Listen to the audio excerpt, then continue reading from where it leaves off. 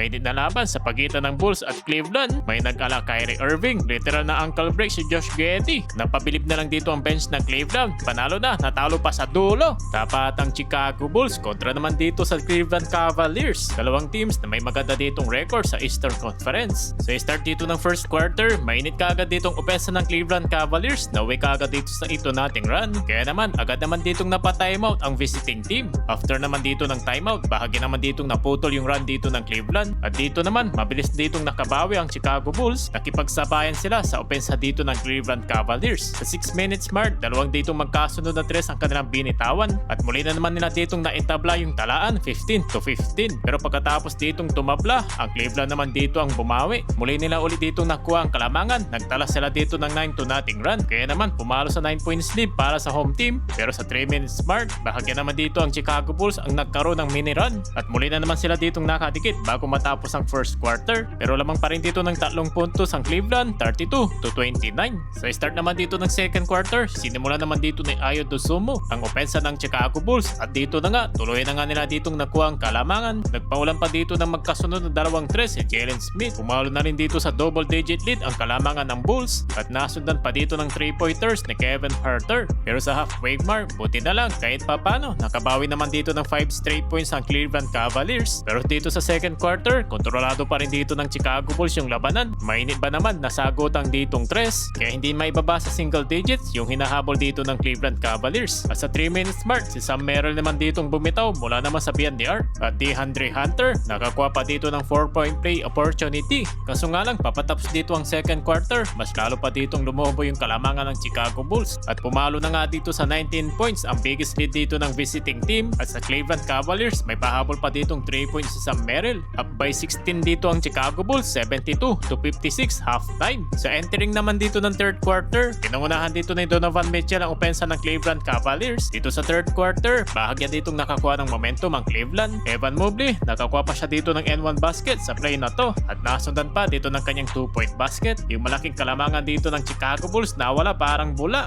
2 minuto pa lang dito ang nakalipas. 12-0 run nandito ang kanilang naitala. At sa 8 minutes mark, muli na naman ditong nakabawi ang Chicago Bulls. Pumalo ulit sa 6-point lead. At kumana naman dito ng 3 si DeAndre Hunter. Yun nga lang, may sagot naman dito sa Chicago Bulls ng 3 points si Jalen Smith. Pero heto, sa play na ito, may literal dito na ankle break si DeAndre Hunter.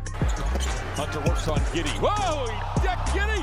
Oh, and he hammers it! Hype na hype doon ang bench ng Cleveland Cavaliers. Grabe ang nangyari doon kay Josh Giddey. Paika-ika na. Nang dahil dyan, inilabas muna. Kaya naman, dito na tuloy ang sinamantala ng Cleveland Cavaliers. At dito na nga tinake-over ni Donovan Mitchell para makuha nila dito ang kalamangan. 2 sunod na tres ang kanyang pinaulan. At nasundan dito ng kanyang magandang assist to Evan Mobley. Pero yun nga lang, muli na naman ditong nakuha ng Chicago Bulls sa 2-point lead. Sa score na 98-96, end of the third quarter. Sa fourth quarter, sinimulan dito ni Jalen Tyson at Dean Wade ang opensa para sa Cleveland Cavaliers. At napa-take over mo ditong si Donovan Mitchell. Pasok itong kanyang step back 3-pointers. At magkasunod na tres ang kanya ditong mga binitawan. Pero yun nga lang, mainit rin dito ang opensa ng Chicago Bulls. Kaya sa halfway mark ng fourth quarter na to, patuloy pa rin dito naghahabol ang Cleveland Cavaliers. At muli na naman sila ditong nakadikit sa visiting team. Pinapangunahan ngayon dito ni Isaac Okoro with total of 19 points. Kaya sa under 2 minutes mark, lamang pa rin dito ang Chicago Bulls. Pero heto, naglilayap na naman dito yung mga kamay ni Donovan Mitchell. Muli na naman dito napa-take over. Literal na binuhat itong opensa ng Cleveland Cavaliers. At dito, wala nang 1 minuto, nakakuha siya dito ng basket and 1. Finds Mitchell.